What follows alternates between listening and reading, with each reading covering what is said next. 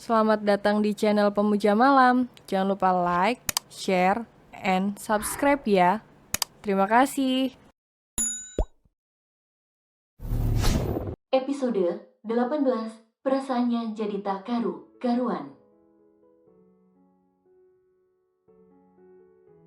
Lalu sekarang, ada seorang dokter yang menuduhnya sembarangan seperti ini, tanpa bukti, hanya karena sekedar melihat sesuatu yang bahkan ia tidak tahu kebenarannya. Kau dengar itu, Raffi, mungkin kau membenciku karena aku yang terlalu terobsesi padamu. Oke, kalau kau tidak mau menerima cintaku, aku tak apa. Tapi, tolong pertimbangkan kata Kak Elvan. Masih banyak perempuan baik yang lebih pantas untukmu. Kau jangan tergoda dengan wajah polosnya. Kau tahu, wajah cantik, polos, dan berhijab saja tidak bisa menjadi patokan kalau dia bukan perempuan baik, sela Nora. Raffi diam tak bergeming. Ia masih mencoba mencerna setiap kata yang Dr. Elvan sampaikan barusan. Mbak, kedokmu sudah terbongkar sekarang. Apa Mbak masih mau membela diri? Jelaskan pada kami, sinis Nora. Wajah datar Yaya tiba berubah. Ia kini justru tersenyum miris, kemudian terkekeh hambar. Hanya karena melihatnya 2 kali sedang bersama laki lain, ia lantas dicap bukan perempuan baik, benar menakjubkan. Melihat Yaya yang justru terkekeh membuat Dr. Elvan dan Nora tercengang. Memangnya apa yang lucu, pikir mereka. Sementara Raffi, ia belum tahu harus melakukan apa. Katakan saja ia bodoh. Ia masih belum bisa mencerna mana yang benar dan mana yang salah. Kenapa Mbak justru tertawa? Oh, aku tahu. Pasti Mbak sedang bingung harus membela diri bagaimana, kan? Tuduh Nora. Beberapa menit kemudian, Yaya pun akhirnya menghentikan tawanya. Ia menatap datar pada Nora dan Dr. Elvan. Memangnya apa untungnya saya membela diri? Dan kalaupun saya mengatakan kebenarannya, apa mungkin kalian percaya? Ucap Yaya dengan sorot mata penuh luka. Padahal ia tidak pernah menyakiti orang lain. Tapi kenapa orang lain sangat suka sekali menyakiti dirinya? Seperti yang pernah Ali bin Abi Thalib katakan, tidak perlu menjelaskan tentang dirimu kepada siapapun, karena yang menyukaimu tidak butuh itu. Dan yang membencimu tidak akan percaya itu. Terima kasih atas perkataannya yang menyakitkan. Kalau begitu, saya pamit undur diri.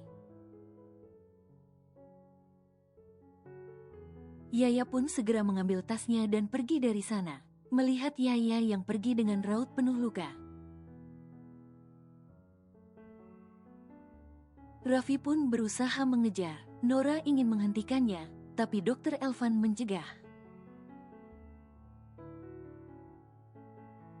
Entah mengapa, melihat raut wajah Yaya tadi membuat hati Dr. Elvan sakit. 3 hari berlalu, sejak kejadian di restoran, Raffi belum kembali bertemu dengan Yaya. Raffi sudah berusaha menemui, tapi Yaya tak pernah membukakan pintu apartemen untuknya. Raffi juga mencoba menghubungi nomor telepon Yaya, tapi panggilannya pun tak kunjung direspon membuat Raffi gelisah bukan main. Hari itu, saat Yaya akhirnya memilih undur diri, Raffi berusaha mengejar. Ia tidak bisa mempercayai begitu saja kata Dr. Elvan. Meskipun ia tahu Dr. Elvan bukanlah tipe laki pembohong, tapi bisa saja apa yang ia katakan itu merupakan sebuah kesalahpahaman. Saat Raffi mencoba menghentikan langkah Yaya, tapi perempuan cantik itu terus melanjutkan langkahnya. Raffi juga sudah menawarkan untuk mengantar biaya pulang, tapi Yaya menolaknya. Maaf Raf, sebaiknya aku pulang sendiri. Aku tidak ingin semakin timbul kesalahpahaman di antara kita berempat. Entah apa dasar tujuan Nora melontarkan kata tadi, tapi Mbak bisa melihat itu merupakan ungkapan kecemburuan. Sepertinya dia sudah salah paham dengan kita. Mbak tidak ingin masalah ini semakin melebar. Jadi maaf, Mbak pulang duluan ya. Permisi. Tapi Mbak, Raffi mencoba mencegah. Tapi Yaya sudah lebih dulu masuk ke salah satu taksi yang kebetulan selalu standby di dekat restoran. Raffi meninju udara. Ia kesal karena makan malamnya dengan Yaya terganggu. Namun tak pelak ia pun memilih pulang juga. Berharap bisa mengurai kesalahpahaman ini keesokan harinya. Namun sayang, bukannya masalah selesai, Raffi justru tak kunjung bertemu dengan Yaya. Belum lagi ia kini masih harus mempersiapkan segala hal yang berkenaan dengan UKM PPD yang tak lama lagi akan ia ikuti. Sungguh, hal itu membuat pikiran Raffi terpecah-pecah. Raffi, panggil Nora saat melihat Raffi ada di tempat parkir rumah sakit. Raffi datang kembali ke rumah sakit untuk mengurus berbagai keperluannya. Raffi tahu suara siapa itu tapi Raffi mengabaikannya. Ia kesal karena perbuatan Nora di malam itu hingga kini ia tidak bisa menemui Yaya. Raffi, kamu marah sama aku, Nora yang merasa diabaikan, tak putus asa. Ia memegang pergelangan tangan Raffi berharap ia segera menghentikan langkahnya. Apa sih? Nggak usah pegang. Pegang, sentak Raffi seraya mengibaskan tangannya agar pegangan Nora terlepas. Kamu kok kasar banget sama aku sih, Raf, aku yakin. Pasti itu karena Mbak Yaya, kan? Dia udah memengaruhi kamu supaya marah ke aku. Iya. Heh, Nora, tahu nggak kamu? Seumur hidup aku nggak pernah kasar sama orang terlebih itu perempuan. Seharusnya kau sadar akan kesalahanmu, bukan terus menyalahkan orang lain. Nggak akan ada asap kalau nggak ada api. Aku nggak mungkin kayak begini kalau nggak ada penyebabnya. Kau dengar, mau aku dekat dengan siapa itu urusanku. Please, jangan ikut campur urusanku lagi. Dan satu lagi, mau Mbak Yaya seperti apa aslinya itu bukan urusanmu. Bisa saja apa yang kalian katakan itu salah. Kita ini orang berpendidikan. Sudah seharusnya sebelum berbicara, kita mencari tahu dulu kebenarannya. Karena kalau apa yang kita katakan itu ternyata salah, itu sama saja dengan fitnah.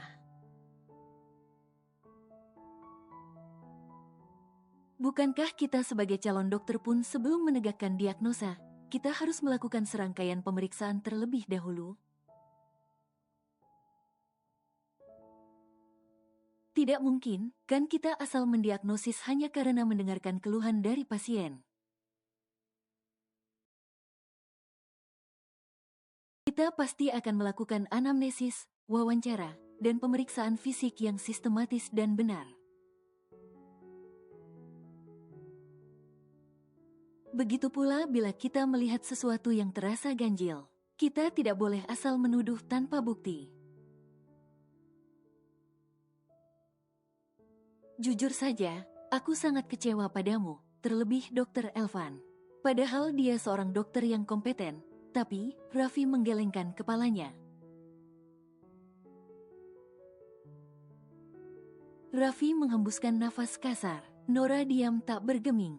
Raffi yang tak tahu harus berbicara, apalagi lantas memilih pergi meninggalkan Nora yang masih terpaku di tempatnya. Bukan hanya Nora, Dr. Elvan yang sedari tadi berdiri tak jauh dari sana pun ikut mematung. Ia membenarkan apa yang Raffi katakan.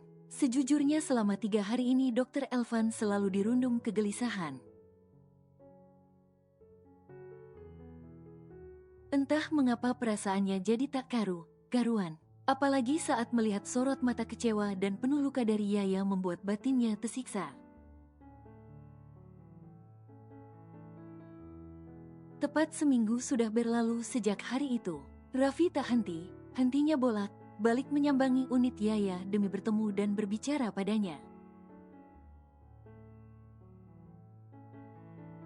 Tapi sayang, hingga kini Yaya masih belum mau bertemu dengannya. Puluhan pesan telah ia kirimkan. Tapi tak ada satupun yang dibuka apalagi dibalas. Panggilannya juga tak ada satupun yang diangkat. Sedih sudah pasti, ia gelisah sendiri, merasa kehilangan. Saat akan pergi mencari makan malam, iseng Raffi menyambangi meja administrasi untuk bertanya tentang Yaya dengan petugas di sana.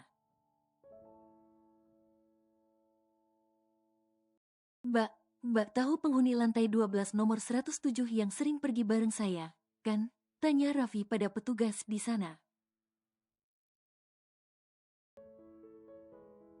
Mbak Rayana ya? Raffi pun mengangguk dengan pasti. Udah beberapa hari saya tidak melihatnya. Apa Mbak lihat dia pergi sekitar jam berapa? Raffi pikir mungkin Yaya pergi pagi sekali. Oleh karena itu ia tidak pernah bertemu di pagi hari. Lalu Yaya juga pulang malam. Tidak mungkin, kan ia bertamu malam ke unit seorang perempuan. Oh, Mbak Rayana sudah pindah sejak 3 hari yang lalu. Sebenarnya masa sewanya masih seminggu lagi. Tapi ia justru keluar lebih awal. Yaya memang tidak membeli unit di sana. Ia memilih menyewa karena memang ia tidak akan tinggal lama di sana. Apa? Jadi dia sudah pergi? Anggukan dari resepsionis itu sontak membuat bahu Raffi terkulai lemas. Ia meraup wajahnya kasar. Sedih dan kecewa bercampur aduk menjadi satu. Rasa laparnya seketika menguap hilang. Dengan gontai, Raffi pun melangkahkan kakinya kembali ke unitnya. Sementara itu, di sebuah rumah sakit, Dr. Elvan melangkah dengan pikiran yang penuh. Perasaannya kini sedang tidak karuan. Seberkas rasa bersalah membuat perasaannya gundah gulana. Padahal awalnya ia meyakini kalau Yaya bukan merupakan perempuan baik, tapi entah kenapa kini perasaannya justru menyangkalnya. Saat sedang berjalan, tiba ia melihat seseorang yang tak terduga. Dr. Elvan sampai mengucek matanya beberapa kali. Berpikir bisa saja yang ia lihat ini merupakan sebuah imajinasi atau sekedar perasaannya saja. Namun setelah beberapa kali mengucek kedua matanya, sosok yang ia lihat itu tidak berubah. Sosoknya tetap sama. Sosok itu sedang berjalan di koridor rumah sakit, entah menuju kemana dan apa tujuannya. Saat sosok itu terus berjalan, Dr. Elvan pun mempercepat langkahnya. Ia berjalan setengah berlari demi mensejajari langkah seseorang yang tak lain adalah Danang itu. Entah apa tujuan kedatangannya ke rumah sakit ini, ia mendadak begitu penasaran. Tiba-tiba Danang masuk ke dalam pintu lift. Dr. Elvan pun semakin mempercepat langkahnya hingga akhirnya ia pun bisa masuk ke dalam lift itu.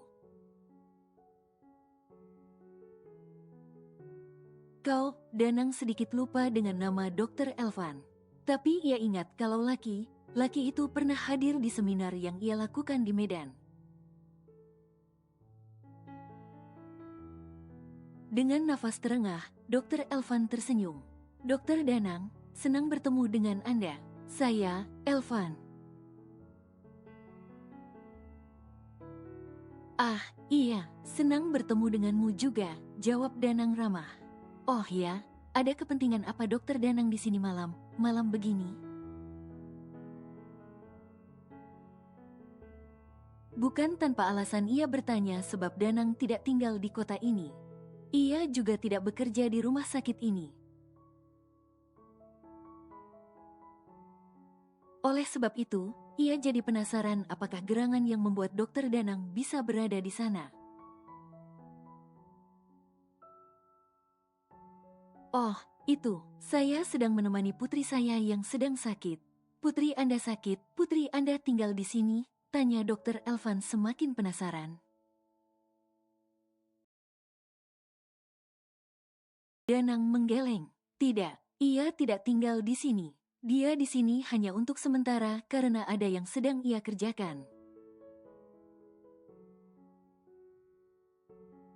Sudah beberapa hari ini saya curiga dengan nada suara putri saya saat berbicara. Seperti ada yang berbeda. Saya bertanya, tapi ia tidak mau cerita. Yah, dia memang sedikit tertutup. Ia selalu berusaha ceria meskipun sedang ada masalah. Dan benar saja, pagi tadi akhirnya ia mau jujur kalau ia dirawat di sini. Sendirian. Hah, dia itu benar. Danang tersenyum hambar. Beberapa hari yang lalu memang Yaya mengalami demam yang sangat tinggi. Ia sudah berupaya mengobati dirinya sendiri dengan meminum obat penurun panas. Tapi hingga 3 hari berlalu, demamnya tak kunjung turun.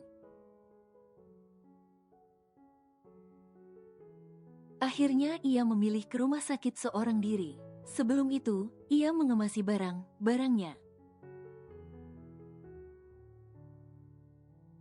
Kemudian mengatakan kepada pihak pengelola apartemen kalau ia akan keluar dari sana. Danang jelas saja terkejut saat mengetahui putrinya berada di rumah sakit, seorang diri. Setelah 2-3 hari dirawat, ia baru memberitahukannya pagi ini.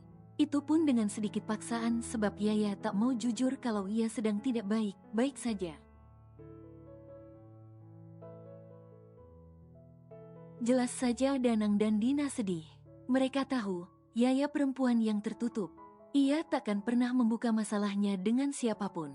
Ia memilih memendam segalanya dalam hati.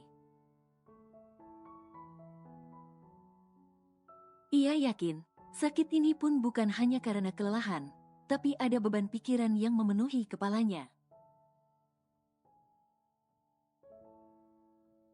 Entah masalah apa itu masih berhubungan dengan Andrian dan keluarganya atau bukan. Danang pun belum mengetahuinya.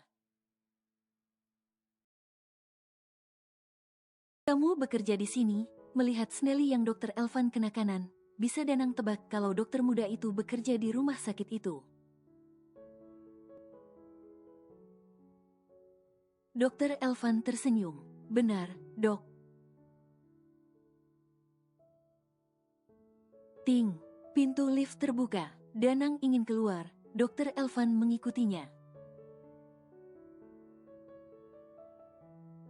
Boleh saya bertemu membesuk putri Anda? Entah kenapa, Dr. Elvan tiba-tiba mengatakan itu. Terdengar sok dekat memang, padahal mereka tidak sedekat itu. Namun kalimat itu refleks saja keluar dari mulutnya. Danang tersenyum seraya mengangguk. Mereka pun lantas segera berjalan menuju salah satu kamar perawatan yang ada di rumah sakit itu. Danang membuka pintu secara perlahan. Melihat putrinya sedang berbincang dengan ibunya, Danang pun tersenyum. Ia melangkah masuk sambil mempersilahkan Dokter Elvan mengikutinya. Sedang membicarakan apa sih? Kok nggak ngajak papa ngobrolnya? Ujar Danang seraya meletakkan jinjingannya tadi. Sebuah kantong depan logo minimarket terkenal di sana. Biasa, Mama lagi mengulik penyebab putri papa ini sakit. Dia nggak mau jujur juga. Padahal udah jelas dokter bilang selain kecapean, dia juga sepertinya sedang banyak pikiran. Tapi putri papa mah payah, nggak mau jujur. Dina memasang wajah cemberut. Danang dan Yaya pun terkekeh. Yaya belum sadar dengan keberadaan Dokter Elvan yang masih berdiri di ambang pintu dengan wajah piasnya.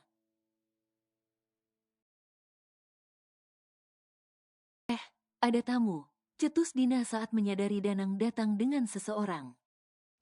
Hampir saja lupa. Iya, ini perkenalan, dia Dokter Elvan. Dia kenalan papa. Kami beberapa kali bertemu saat seminar. Dia juga bekerja di rumah sakit ini. Ayo, dok, silahkan. Dina pun beranjak dan berdiri di samping Danang. Ia memperkenalkan diri sebagai istri Danang. Lalu Dina mengajak Dokter Elvan berkenalan dengan Yaya. Yaya pun memperkenalkan diri dengan senyum terpaksa. Ia memilih berpura tidak mengenal Dokter Elvan membuat dokter muda itu dirundung kegelisahan. "Pa, besok kita pulang ke Jakarta ya," ucap Yaya tiba-tiba. Dokter Elvan tersentak. Baru saja ia berpikir untuk mencari kesempatan agar bisa meminta maaf pada Yaya. Tapi perempuan itu justru meminta segera kembali ke kotanya. "Tapi, nak, kondisimu masih belum stabil. Nanti saja ya, kita tunggu sampai kondisi kamu benar pulih." Bujuk Danang, tapi Yaya menggeleng tegas. "Nggak, Pa, Yaya mau pulang. Kalau bisa, kita pulang malam ini juga. Yaya mohon, melas Yaya." Danang gamang, tapi ia tidak bisa memaksa sang anak tetap berada di sana sementara ia sepertinya bersikeras untuk pulang. Dengan terpaksa, Danang pun mengangguk. Saat mata Dokter Elvan dan Yaya bersirobok, Yaya segera memalingkan wajahnya.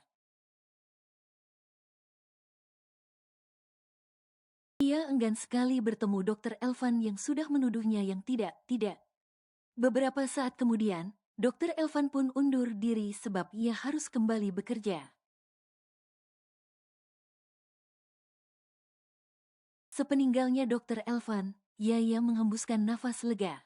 Berbanding terbalik dengan Dokter Elvan yang didera rasa bersalah. Di ruangannya, Dokter Elvan meraup wajahnya frustasi. Ia juga menjambak rambutnya sehingga rambutnya yang tadi tertata rapi kini sudah kusut masai. "Astagfirullah, ternyata aku sudah salah paham. Aku kira dia," Dokter Elvan berdecak. Ia jadi teringat kata Raffi. Bahkan seorang dokter pun sebelum menegakkan diagnosa harus melakukan anamnesis dan pemeriksaan fisik yang sistematis dan benar.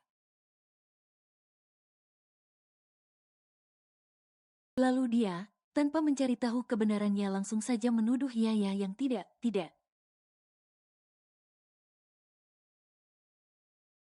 Karena melihat Yaya masuk ke ruangan Dokter Danang dan memeluknya membuatnya berpikir yang tidak tentang Yaya. Mengapa aku tidak berpikir kalau Rayana itu putri Dokter Danang?